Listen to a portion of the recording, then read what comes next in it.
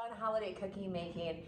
It's really, really fun to take recipes that we know and love, like sugar cookies, and turn them into brand new ways to make cookies for our family and friends around the holidays.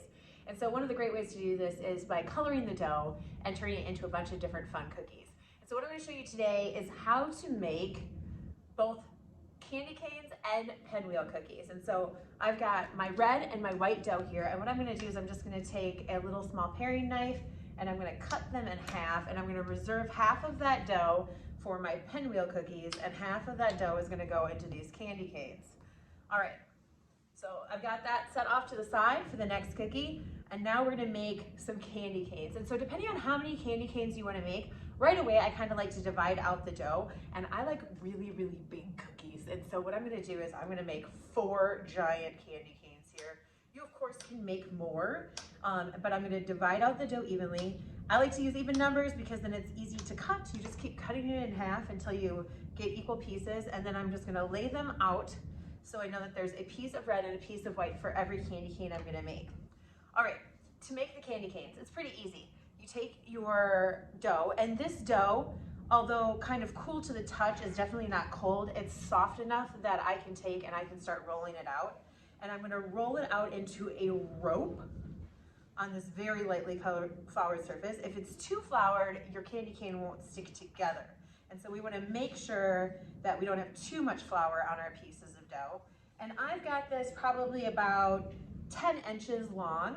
And then what I'm going to do is I'm going to take and I'm going to do the same thing with my red dough here. I kind of turn it into a rectangle first, and then I'm going to roll it into a log the same length, or rope, the same length as the first one. Now, these are candy canes, but this technique can be used to make giant lollipops, and so you could use all sorts of fun colors, and you wouldn't just have to use red. If you had other food coloring, you could certainly make whole bunches of rainbows and fun different things with your colored dough. So this technique is something that can be used not just at the holidays, but year-round for fun, different ways that you can make different kinds of sugar cookies.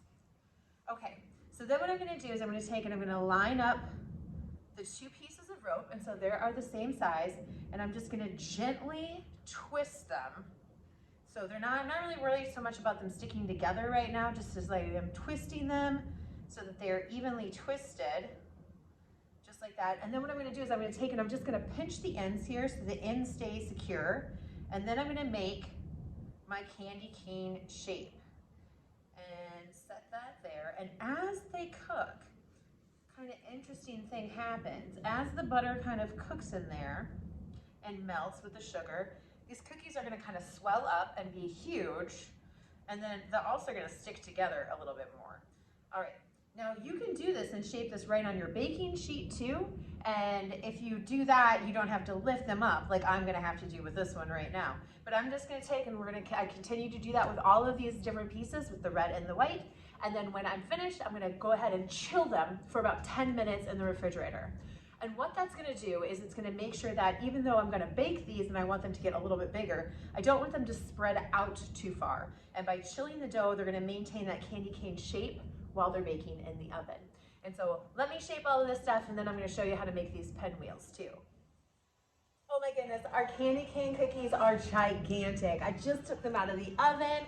They've puffed up just a little bit. 4 cookies, whole baking sheet. Again, you don't have to make yours as large as this. This is definitely a cookie that I would like to share with somebody. And then the cool part is that at this stage, once they do cool completely, you can put a little powdered sugar on them. Or another fun way would be, before you bake them, would be to put a little sugar on top of them so that they're sparkly when they come out of the oven too. Lots of fun things you can do with these cookies. I'm going to try to resist the urge to eat one before they're cool, and so I'm going to just kind of set those down. Thank you so much for watching how to make candy cane cookies, and happy holidays to you and everybody in your family.